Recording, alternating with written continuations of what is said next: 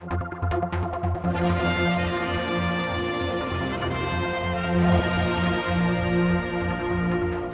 we have the Chief Minister with us, and we're talking about the island's economic strategy. This has been released after you made your announcement to Tynwald, of course. And we had this briefing, and we were interested to see what you're going to come up with. Dynamic, it's forceful. I've heard us all before, of course, and we've all heard it before. Population, let's start with that one. 100,000 in a few, 2037, I think it was. And there's lots more to it, but what's your thoughts behind this? What's your rationale in coming up with this document at this point? Well, this document is as a result of the Economic Recovery Group, which we set up during the COVID saga. And we sort of, after the first lockdown, we determined that the island really needed to have a clear strategy moving forward. In April 2021, we went out to market, took on board KPMG as our consultancy advisory firm. They have done 15 months now worth of work of investigations, analysis, reports, discussions, consultations, and now have delivered, being released today, 600 odd pages of those reports. And alongside that, we have delivered our response, our economic strategy response. And there are 4 key pillars, policy pillars to this. Driving the island now to a target of a population of 100,000 by 2037. Been there before though, haven't we? Creating a £10 billion economy by 2032, adding £200 million above base to our government revenues, additional £200 million to invest in our public services, and finally having a strong pillar towards a sustainability agenda and securing our future renewable energy supplies. Okay, well, this document's coming out, and we can kind of look at this. These are your pillars, are they? These are the 4. This 100,000, as I said, we have been here before. I mean, we've been pushing for this 100,000 for a long time. Well, this is the very first time that we've ever defined what the population of the Isle of Man should look like in the future. We've had long-term strategies to grow the working population, Paul, but nobody has ever come forward and said what the population target should be. We're clear now that our population target, for a number of reasons, should be 100,000 by 2037. We are facing a significant demographic challenge with an ageing population and a real bulge now in our workforce, which would indicate that in the longer term, unless we address this and start taking positive steps to increase our working population, retaining our young on the island, providing the facilities and framework for people who are encouraged to have children and to raise their children over here, and for those children to stay on and join the workforce, as well as the enablers for companies to grow by importing workers, that our dependents on the island, i.e. those dependent on the workforce, if you like, in terms of revenue raising, will outstrip and outcrease will be more than the workforce. So we need to take proactive steps now to ensure that our economy does not stagnate and effectively go into managed decline, just based purely on our numbers and make demographics alone. Well, you use that term economically active.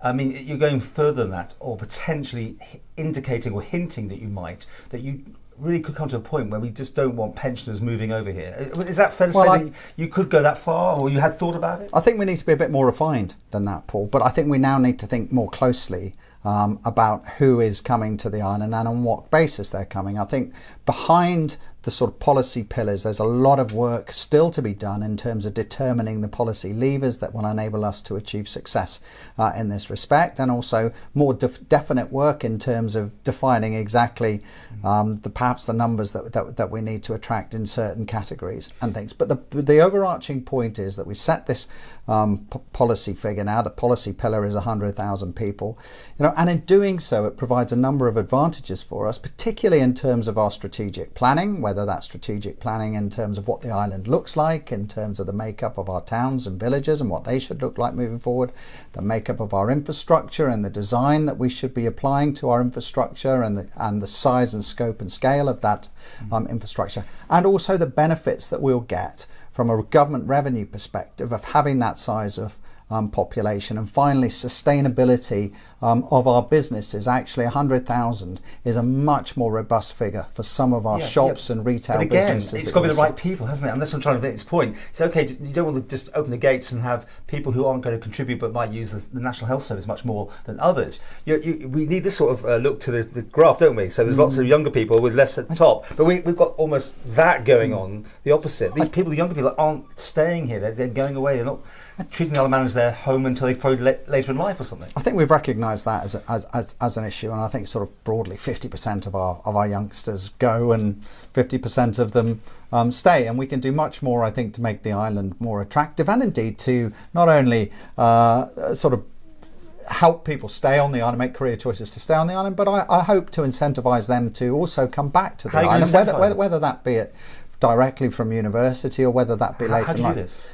Well, I think we're going to go back into detail at this point, and as I said, there's a lot of policy levers that we need to actually firm up, but broadly in terms of reaching that target, these are the types of policy initiatives that we need to focus on. And I think the beauty of just having sort of 4 key policy pillars in terms of the targets that we need to achieve, it will mean and bring focus, I think, to what we're doing as a government, and ensure, I hope, that when we're determining policy, when we're determining public expenditure, that we're doing so with real resonance and understanding of what our long-term future goals are. Because what the analysis shows, if we don't act now, if we don't get on and start defining this and changing things and targeting our dates, future dates, we are going to fall behind, as we have already done with our renewable energy. Right. I mean, we're going to split this into 4 sections, by the way, because let's just concentrate for this one on the population. But you started, when we had our briefing, we are at a crossroads. I mean, that's the sort of feeling you're getting, is it?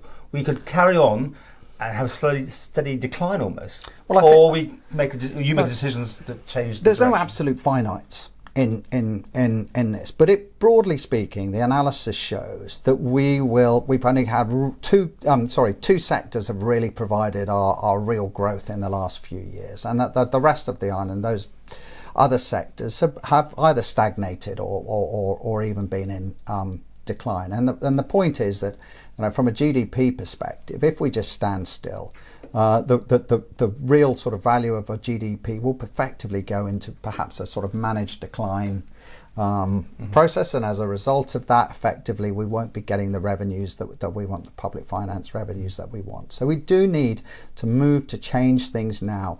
But not only that, Paul, there is increasing demand from businesses particularly that we get with the environmental programs, and that we give them confidence that the future particularly will be secure when it comes to energy, and that alongside future energy security, we will also be undertaking the necessary actions that we need to meet our net zero commitments, and to even to get ahead of. Let's say the population in this section, though, because the population in the 1950s was about 57,000. We were 87, I think the last census was showing. So we're not too far away from this number, but any more that come in, need housing, but they need infrastructure, the schools, the doctors, all the stuff that we still struggle with at the moment. So, is it chicken and egg on this thing? I mean, how do you get the infrastructure in first, then you look for the population, or is it just a general across the board? How are you viewing it? Well, I mean, there are, as you say, a number of day-to-day issues that we have already with 85 or 87,000 people on the island.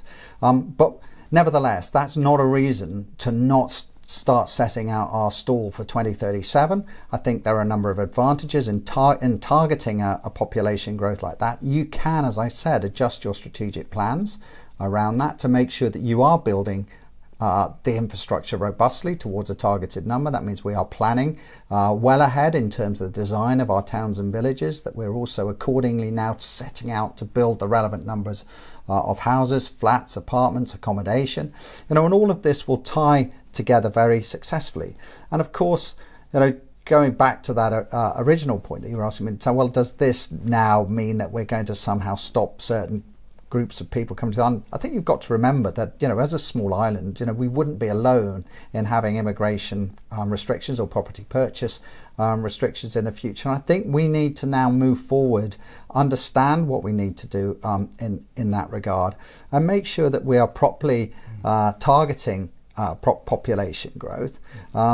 firstly, to sustain our own people and make sure that we give the right opportunities to our young generation who've born, grown up and are being raised here right now, but also to make sure that we create a sustainable environment for everybody moving forward into the future. I mean, as it stands, someone who's like retiring in with a Wirral or whatever can just get on a boat, plane, whatever, and move here. Mm-hmm. There's no regulations. There's nothing stopping them, and they could come here and just use the National Health Service as they were at home, right? And that's a danger. Broadly, that's the case. Yeah. So, how would you like Australia? I suppose is that sort of thing. You're talking about economic activity and putting money into the system. I think again, you're going into a level of detail at this stage we're just not ready to do. Right. But we've indicated they're the type of policy levers, exactly what you're saying, that we could use now to make sure that we influence the population immigration, to make sure that we do it appropriately, to ensure that we're building sustainably for the future, and we're also overcoming what we can clearly see as this demographic problem of an aging population, which will create an imbalance in our society, which we've seen already in countries like Japan and China, will stagnate economic growth if it continues at the rate that it's likely to continue.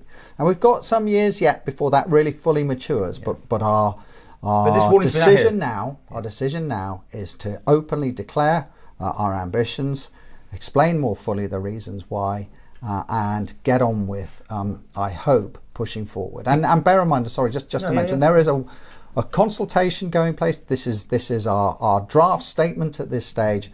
We will take the whole strategy back to Tynwald in November, and during the interim period we will be consulting properly with the island to make sure that people understand the strategy and to I hope find that they will agree with the essence of it. I mean, for a lot of people it's been common sense about our population, the way it's been. I mean, Paul, who now an MLC, has been banging on about this for years, hasn't it? Yeah. What's made you at this time take this up then? I think actually, Paul, I mean, if you look back to some of the speeches I've made since I came into politics, particularly in sort of 2013, 2014, I clearly said actually having a population target is a good idea. Allows you to properly plan, to drive forward, to target growth. To ensure that you're making sure that the balance, the demographics are correct, that the infrastructure corresponds accordingly. So look, I think clearly we've had this major report, we've commissioned it, we've got to give a government response now to the information and the data that's been shown. We can clearly see the issues that have been highlighted. This is one of the key pillars to our response. Okay, and why was it 2037 you picked for the 2037? Well, why that? Is there any particular reason for that one? I think we've got to have some realism attached to these types of targets, and if you sort of add it up, it's broadly 1,000 people a year from now. Well, we're not going to do that in the next 12 months. There is going to be clearly a build up, a lead into us getting these kinds of numbers to come to the island over a 15-year period. So I think we targeted it accordingly. I think 15 years makes sense. This was always a long-term strategy that we needed to deliver over the next decade or so, and putting a sensible target in like that, I think, is more achievable. Okay. And extending it out 1,000 a year for 15 years, rather than sort of trying to claim that we're going to achieve something like that in an unrealistic timescale. Okay, well, we've got these four. We're kind of crossing backwards and forwards. So bear with us, because they all interlink, don't they? So we'll leave that one there. Just to say that you hopeful of an agreement in Tynwald. I mean, they've had a briefing, that sort of thing. You're hopeful this will be looked at and taken to the next stage? Well, of course. Today I've just delivered a statement. Yeah. By the time this programme is broadcast, Paul, I will have delivered a statement. I will have had some questions. And as I said, Tynwald won't vote on this until November. They'll have plenty of chance and opportunity to really talk about this with their constituents, I hope, understand more about the broader feelings within the community. And I hope, ultimately, of course, I want would like Tynwald to support the sort of pillars and the foundations of what we're laying out in this strategy today.